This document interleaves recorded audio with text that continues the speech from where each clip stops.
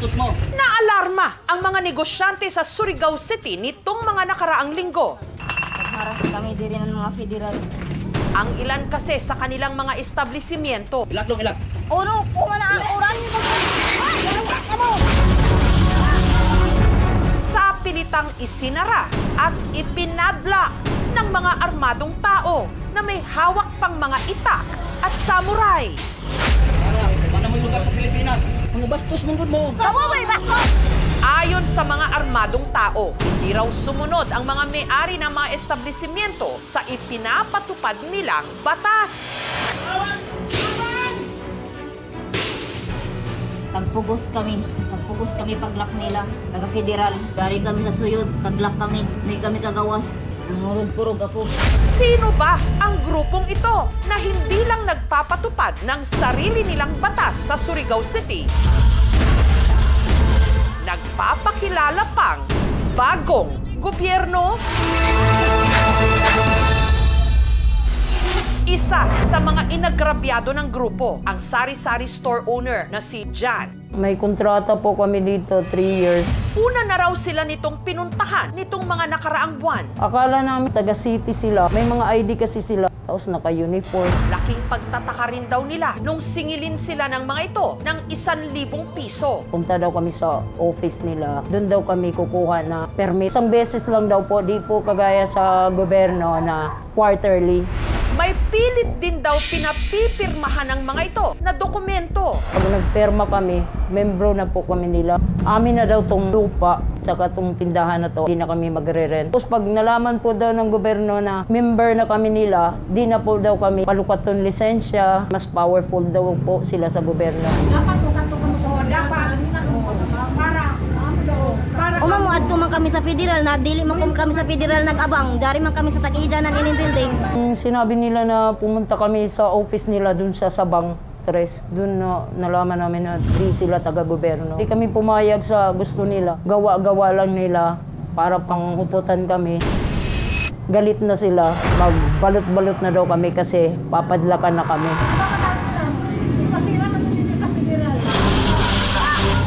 Bagay na tinutuor ng mga armadong tao. Nagharas kami din ng mga federal. Bandang alas 5 ng umaga kasi, tung January 24, sinugod ang tindahan ni Jan ng 10 tao. Pinapalabas kami. Galit na po sila. Nakamata kami. Sa legalite. Uy, legalite. Nagkuhan kami sa gobyerno. Nagkuhan na kami ng permit. Nagkuhan na kami ng permit. Ang gobyerno walay lupa. lupa. Ang tribo mo ay tribal owners ancestralan, samot. Kay kalabanon ng batas.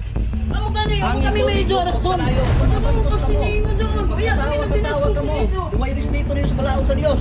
Balaod sa Diyos. O balaod din sa Dios. Ilag dong ilag. Uno, kumana ako. Dahil nagmatigas, sa pilitang isinara at ikinandado ang tindahan ni Jan. Kaya natrap sila sa loob.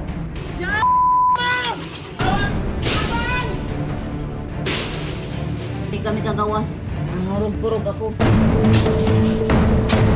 Mabuti na lang at may mga rumesponding pulis. Pero hindi na naabutan ng mga ito ang mga nanggulo. Nag-file kami ng criminal complaint, especially yung alarm in scandal, malicious mischief, mayroon pang grave coercion, grave threats, may physical injury. Yung padlock na ginamit ng tribal para masarahan kami doon sa loob.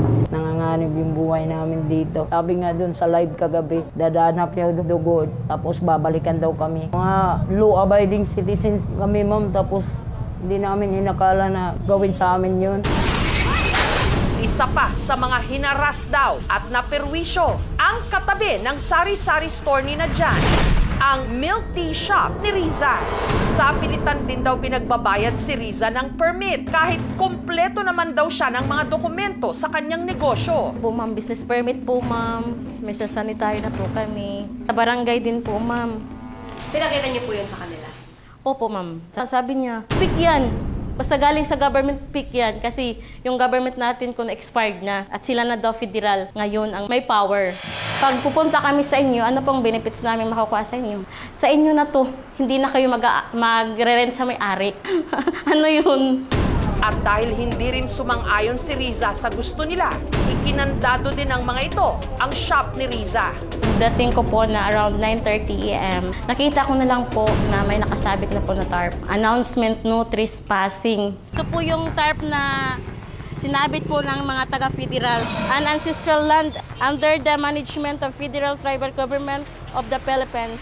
Dahil sa nangyari, apektado ang kanilang negosyo. Ngayon, na-list po yung customer namin. Namadla, tagsawan kay may mga dayana, mga sundang. Pero sino nga ba itong nagpakilalang mga tiga-federal daw na di umano bagong gobyerno ng Surigao? Ang tinutukoy ni Jan at Riza, ang Federal Tribal Government of the Philippines o FTGP, nagpapakilalang religious group na pinamumunuan ng kanilang mga lider na sina Bae Lourdes at si Datu Adlaw. Kami ang totoong encantado po. Dahil si Bae Dato ang makautos sa hangin, tubig, lupa, apoy po. Ayon sa kanilang pinaniniwalaan, FTGP raw ang tunay na nagmamay-ari ng buong Pilipinas na itinuturing din daw nila ancestral land. Ang atong nasod is balaang nasod. Puluyan na sa mga hari ray na prinsipe o mga prinsesa, wala sila kamatayon. Puti ang atong dugo, dugong maharlika, dugo sa Dios, mudapat sa lupa, mahimong gulawan. Karon nahaluan na kita sa mga intruders, mo nang nahimong pula. Asa man giingon yung mga ancestral land, sir? Kini-intero Surigao? Surigao, oo. Tibuok, Pilipinas. Kaya plano raw nilang bawiin ang Pilipinas at uumpisahan daw nila ito sa Surigao City, kung saan naroon ang kanilang headquarters. Dito sa Barangay Sabang 3 sa Surigao City, matatagpuan ang compound na ito na tahanan ng nasa 40 mga kasapi ng FTGP. Bantay sarado ito. Hindi basta-basta makakapasok ang mga hindi nila miyembro. Unsa may assurance kung miyembro ka aning FTGP? Kaluwasan sa material and spiritual. O di ka pwede kasuhan, di ka pwede resume, bisag nakawarant ka pag exemption ka sa ini mandatorious authority sa government pag may diplomatic immunity ka. Sinubukan naming kuhanan ng panig si Datu Adlaw para sagutin ang mga akusasyon laban sa kanilang grupo at sa kanilang mga ipinaglalaban. Si Bae po. Hindi na sila tumatanggap ng mga interview. Pero bawal daw itong maistorbo. Gayunman, nagpaunlak ng panayam ang isa sa dati nilang miyembro, si Gardo, na malapit daw na kaibigan noon ni Datu Adlaw. Si Datu Adlaw, dating blisor ng espiritual. Parang siya ang pare o nagbibili siya ng mga tao. 2 beses siya na naginip na aalis siya ng simbahan dahil may utos sa kanya ang taas-taasa na sasali daw siya sa federal. Bagong gobyerno daw ang tribal. Istrikto raw ang pamamalakad sa loob. Bawat tao may samurai, pinagawa nila. Siguro kami kung tutuusin ni mga 200, marami nang tinanggal. Dahil ang hindi sumusunod sa batas ng federal, tatanggalin. Para raw mahikayat ang mga bagong miyembro, nag-aalok daw ang FTGP ng trabaho na may malaking sweldo. Isa sa mga nasilaw ang tiga Davao de Oro na si Danilo. Sa ilang mga pagsalig, tag 18,000 na monthly, mudagan og 50,000, magwardya mes compound. Pagdating sa Surigao City, hiningan daw sila ng 1,000 pesos para sa tinatawag nila diplomat. Kung ma-membership ka sa Federal Tribal, pag mayroon ka nito, pwede na kang gamit mo sa pagbiyahe. Kahit saan ka punta, ito ang ipakita sa mga naka-checkpoint o kahit walang lisensya. Isa rin daw si Danny sa mga kasama nung sapilitan nilang isinara ang ilang business establishment sa Surigao City nitong nakaraang linggo. Federal, teka mo mga bastos mo. Bastos, tabo na mga namok ka mo. Ha? Tabo na mga namok ka mo. Lain may sa lakaw, kay wala gigripping sa mo kung nasa mi mo adto. Kay kung nahibalo pa mi ma'am na ang plano, operasyon padlak, dili po mo kami mo iban kay naapoy amo mga baruganan. Pero sa kabila raw ng pagtupad nila sa mga iniutos sa kanila, si Ruel, Danny at si Gardo, wala raw natanggap ni isang kusing. Mahay, mura biktima lang ko sa ilang mga pasalig.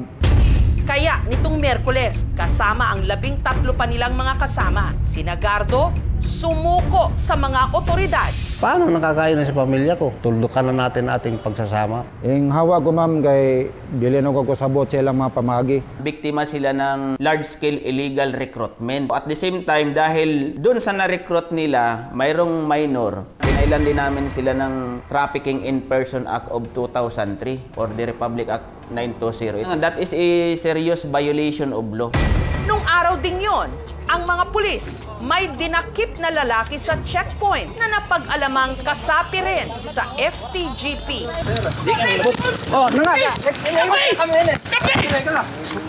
Bagay na ikinagalit ni Datu Adlaw. Ang among kauban nga nagpalit lang og tubig, didakop nga walay legal, walay warrant of arrest. Magsara na kayo dahil ang aking forces hindi matalaban yan ng itak, barel.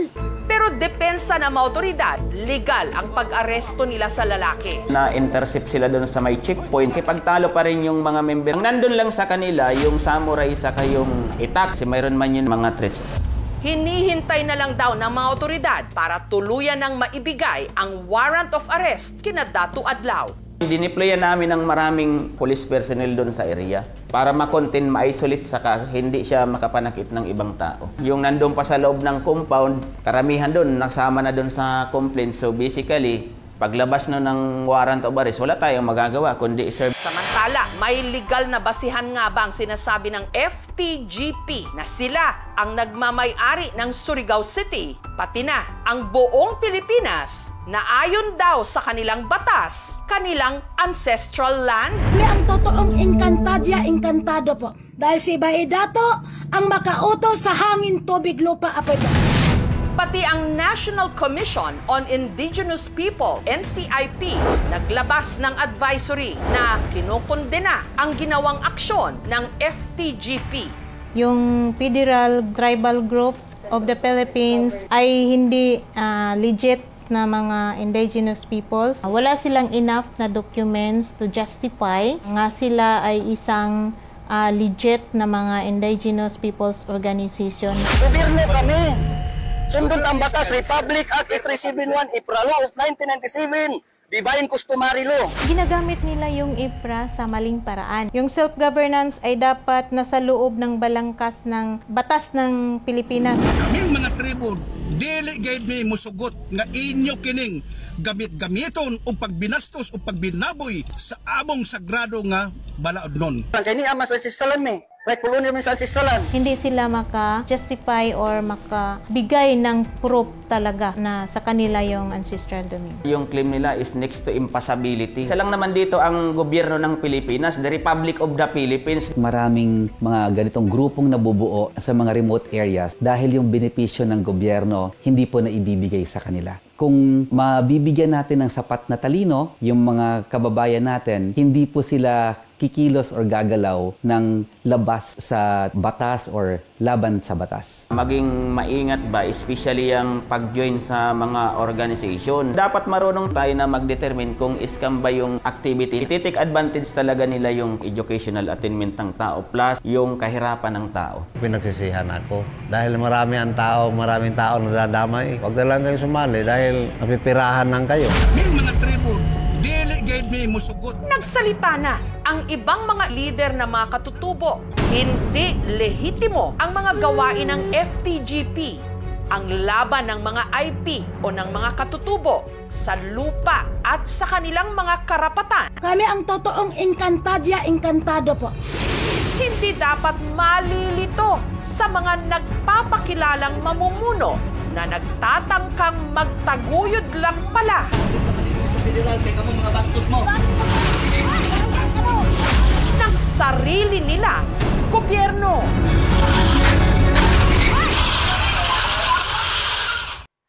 Thank you for watching, mga kapuso. Kung nagustuhan niyo po ang videong ito, subscribe na sa GMA Public Affairs YouTube channel. And don't forget to hit the bell button for our latest updates.